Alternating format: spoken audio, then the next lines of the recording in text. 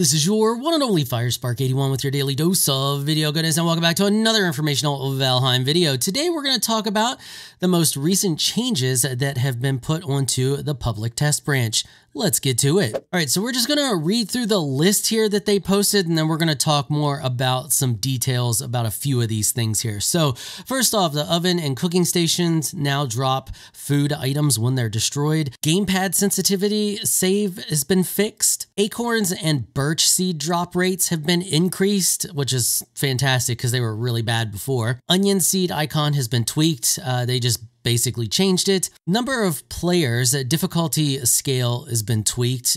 Judging from what I saw in the comments on the Discord from the actual developers, this wasn't really working at all, and now it is. So if you've been playing with friends and you thought the game was hard where it was not working, it's about to get way more difficult for you because now it's actually going to work. Next, they removed the comfort from the crystal wall, so that no longer gives you comfort. I think they moved that to either the bed or the chair. I'm not sure which one of those, but you can still get the same comfort level. They just took the comfort that you got from that and moved it to one of the items that already had comfort, so they just upped it. Then the polearm, I'm not going to try to pronounce that word because I can't. Black metal axe, bronze spear have had tweaks. We'll talk more about those in a minute. They lowered melee weapon stamina drain. Now, this isn't all melee weapons, and I'll show you an example, but it is most of the melee weapons. Now, I'm not going to go through all of these because there's a lot of melee weapons there, but just know that they've tweaked the stamina drain on melee weapons. Knives have some more durability. We'll talk more about that in detail in a minute. They tweaked some more food values based on effort to craft. They made night spawning monsters despawn faster in the morning. Parry ranged attack staggers caster again. So this is like not just caster. This is anything that fires at you. So ranged targets can now be parried once again. I'm glad they put that back. It's silly, like they say in the text there. It's illogical but fun, and that's true. It's just, it was kind of a cool little quirk that the game had, and I'm glad they put it back. Yeah, this makes sense. Not really. Is it great? Is it just fun game mechanics? Yeah, and that's all that really matters in the long run, because it's a game. You're playing to have fun, not because it's realistic. I mean, come on, you're a dead Viking. Pulling AI tweaks, so now they're going to spread out more and attempt to circle you more, so they're going to try to get around behind you and in front of you and all around. It's going to be good times when you're fighting more than one fulling. Bloxes are going to take longer in between attacks. The slowdown on frost damage is now going to work properly. It hasn't been since Hearth and Home update. Torch and weapon run animation fix. Shield tutorial trigger fixed for wood shields. The wood log 26 and 45 stability has been fixed. I did not know there were stability issues with those. And the Jacko turnip has been enabled for the holidays. Okay, so let's read a post here by one of the devs that was posted in the Discord. It says the movement speed reduction on one of the pole arms was set to 10% and was changed to 5% to be the same as the rest. The block power on the axe was set to 0, and the bronze spear had a weird stamina drain value previously. It should now scale similar to the other weapons and tiers. All right, now that we got all that out of the way, let's talk about more details here. So let's talk about the food first. So first off, we have blood pudding. Blood pudding's new stats are 25 health, 75 stamina, 30-minute duration with 2 HP per tick. That is a little bit of a buff there from the old one, which was 23 health, 70 stamina, 25 minutes with 1 HP per tick. So we got an additional HP per tick, an extra 5-minute duration, an extra 5 stamina, and 2 extra health. Next up, we have the Boar Jerky. New stats are 23, 23, 30 duration, and 2 HP per tick. That is 3 additional health and 3 additional stamina from the old. The duration stays the same, and we get 1 additional HP per tick. Then we have bread. Bread got a nerf. So the old bread was 25 HP, 75 stamina, 30 duration with 1 HP per tick. New bread is 23 health with 70 stamina, down to 25 duration and 2 HP per tick. So we got an additional HP per tick. We lose 5 minutes of duration. We lose 5 stamina, and we lose 2 health. 𝐸-𝐷𝐸 got a bit of a buff. So 𝐸-𝐷𝐸 was a 40 health, 13 stamina, 20 minute duration with 2 HP per tick.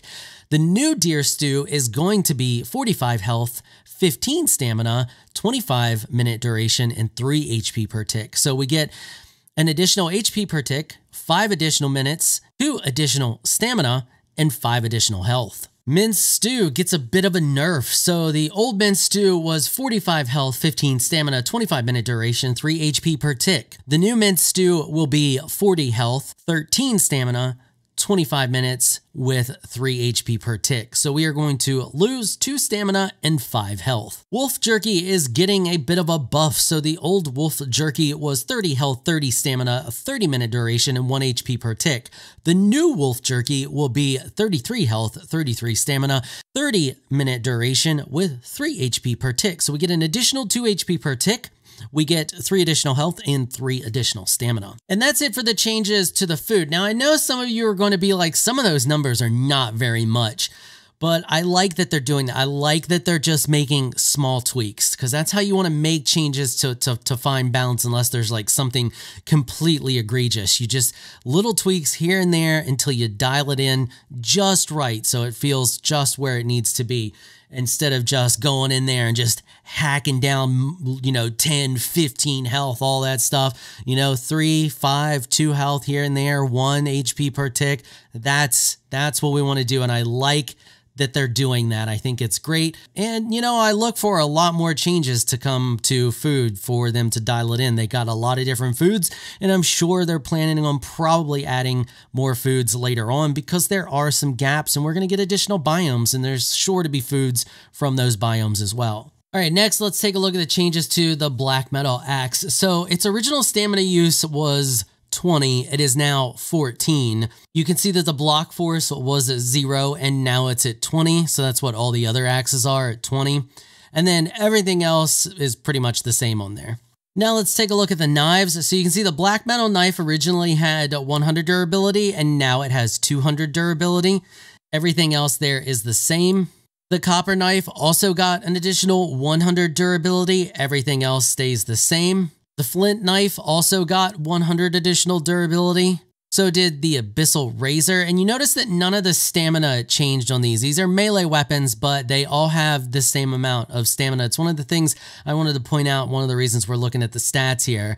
The silver knife also got an additional 100 durability. Stamina stayed the same. And now let's take a look at the pole arms, because this is where it gets a little bit interesting. So the black metal pole arm, you can see stamina went from 24 down to 18. That's a pretty significant reduction there. Everything else is the same except for the move speed. The move speed was 10% and now it's down to 5. Now I know what you're thinking. You're like, okay, well, we knew that. That's what you just read that the dev said. What I want you to take a look at here, besides the change to movement speed, is the reduction to the stamina value. So it was 24 and now it's 18. Now, if we take a look at the bronze pole arm, you can see that its stamina did not change. As a matter of fact, nothing about the bronze pole arm has changed. Now, if we take a look at the iron pole arm, you can see that its stamina use was 16 and now it is down to 14. And that is the only thing that changed on that. So there were some slight inaccuracies in their patch notes.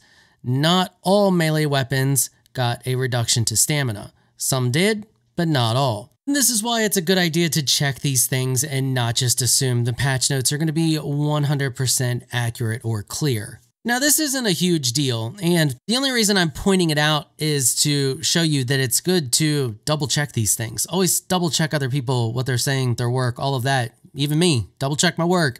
I ask you all to do it all the time. Lots of times you do. You find mistakes, then I make correction videos. Last but not least, moving on to the bronze spear. And the reason I'm showing this is because it wasn't just a weird stamina drain value thingy. Previously, there is also changes made to it, and I'm sure there's a lot of the other weapons out there. They are still balancing getting stamina right. So they actually increased the stamina use on the spear.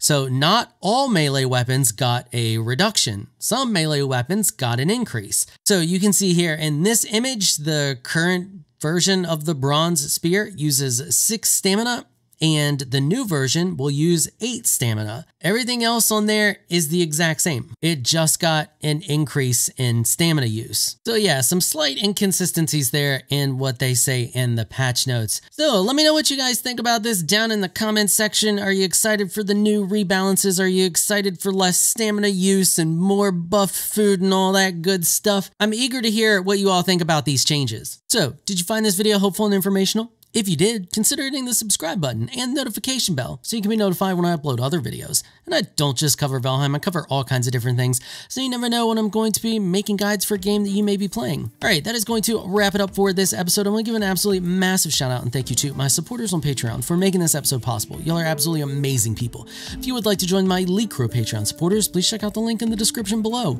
If you enjoyed this video, please leave a comment down below. Let me know what you thought. If you're shy, you don't like to comment, just hit that thumbs up button and show your support. Until next time, thanks for watching.